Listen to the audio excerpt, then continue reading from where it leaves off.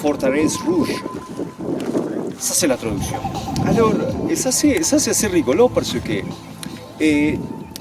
dans les années 90, moi, j'étais à l'époque une des générations assez dynamiques et on était en train de structurer l'organisation des professionnels pour donner des guidances dans la région.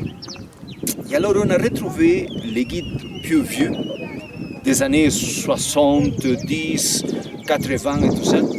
Et à l'époque, on les a retrouvés, ils étaient déjà fort âgés. Alors, quand ils se sont rencontrés avec nous, ils étaient assez contents parce qu'ils voyaient en nous une génération possible à transmettre certaines choses. Ils nous racontent une de ces expériences, ils nous racontent sur le nom de ce site. Il nous dit qu'à l'époque, dans les années 70, les très peu de touristes qui arrivaient ici, eux qui étaient les guides, ils essayaient de les inviter pour faire des visites dans les alentours. Alors, quand on commence à réfléchir sur Forteresse Rouge, le peuple s'imaginait que l'armée Inca était ici pour protéger Cusco, qui se trouve vraiment presque à 6, 7, 8 km de distance. Tiens, tu ne vas pas créer une armée pour y abandonner la ville principale, que c'est la capitale. D'un autre côté, dans les études, on faisait beaucoup de recherches et d'explorations à l'université, et des fois, avec des professeurs, on traînait, et on sortait par cette colline et commençait à descendre de cette colline. Et en route, entre le sommet ici, en route, il y a des traces de pierres taillées au milieu, depuis là jusqu'ici. Qu'est-ce que c'était? Des canaux, pour faire venir de l'eau jusqu'ici. Qu'est-ce que c'était ici? Des fontaines. Alors, si de nouveau on va continuer à insister de que ça c'était une forteresse, imaginez-vous, ça on le ferme, les ennemis viennent pour s'installer ici, ils vont camper ici, ils auront de l'eau, rien à l'intérieur. Tiens, c'est qui va construire, vraiment offrir des bénéfices à l'ennemi? Mais ça sont des positions ridicules. Pour vous dire que le nom là, ça se trouve expliqué officiellement par tous les documents. Et ce matin, on est en train de visiter Puka Pucara, écrit ici, et ça c'est officiel. Voilà le nom, Puka Pucara, et c'est officiel. Alors, et comme ça, il y aura beaucoup de choses qui se lisent en Internet, ou que des gens qui n'ont pas fait des études ou des recherches plus profondes vont continuer à répéter des choses simples. Et comme ça, l'histoire va devenir un peu de confusion dépendant des différents niveaux où les gens font des lectures. Alors, c'est pour ça que si jamais vous avez des questions, je suis ici pour pouvoir partager. J'ai beaucoup d'expérience sur plein de choses et j'espère qu'on arrivera à bien comprendre certaines choses. Correct? Alors, venez par ici. Entrez dans un site historique de nos ancêtres, on voit double porte, ça représente importance. Ça veut dire que cet endroit, ce n'était pas un simple endroit, c'était un endroit assez important. Et comme ça, évidemment,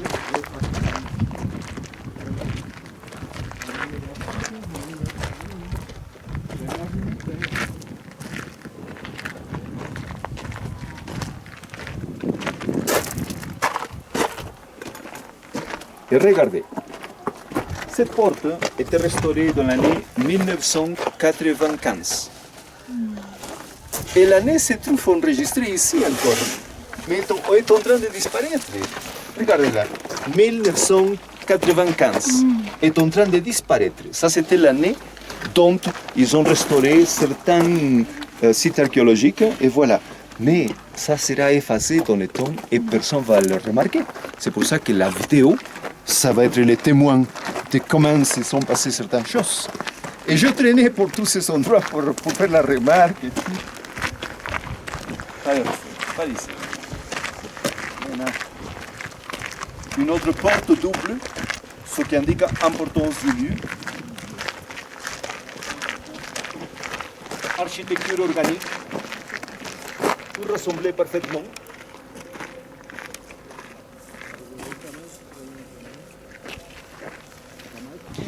Et l'expression pour un endroit où on retrouve des habitations pour pouvoir passer la nuit, rester quelques jours ou quelques heures, on l'appelle tambo.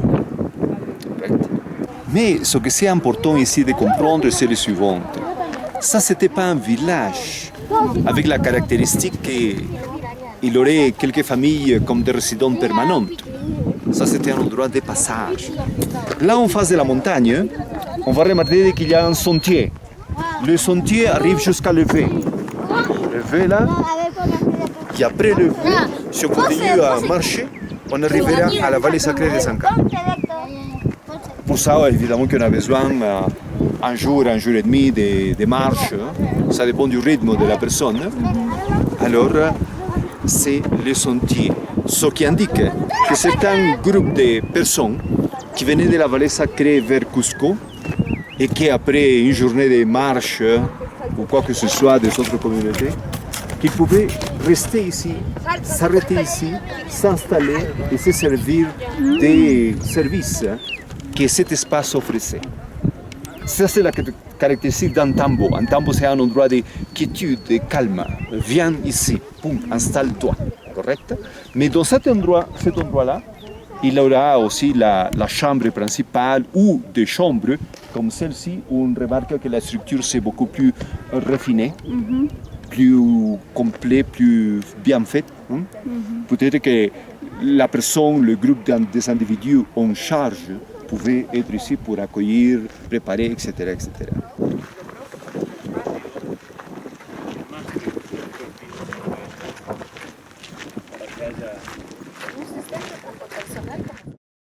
« 360 degrés autour de nous, sans limitation.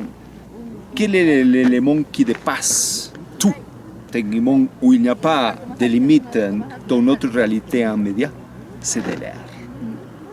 Alors, et en plus, si les gens étaient fatigués, venez, assieds-toi, cite, calme, respire, relaxe-toi, prépare-toi. Parce que Cusco c'était considéré la ville sacrée. Une ville où il n'y avait pas à l'époque de touristes, disons comme ça, tiens, on va faire un week-end à Cusco parce qu'ils nous ont dit que c'est joli. Non, c'était une ville sacrée à tel point que les gens, les pèlerins allaient jusqu'à là. Et les gens qui venaient d'ailleurs, dans cette région, pouvaient s'arrêter ici, se préparer. Et même si ces gens-là auraient besoin d'avoir un bain cérémoniel, pouvaient aller dans l'endroit où on était tout à l'heure, pour se laver, se purifier. Et après ça, pour continuer vers Cusco. D'ici à Cusco, une promenade de 2h30, 3 heures. Comme une promenade. Ce n'est pas long, techniquement. Mais quand même, ça demandait à l'époque un moment de calme. Alors ici, on a cet espace qui nous offre vraiment les 360 degrés de plénitude, de connexion. Eh bien, écoute, nous voilà ici dans ce deuxième élément, l'élément de l'air, la purification, la Pachamama. Merci.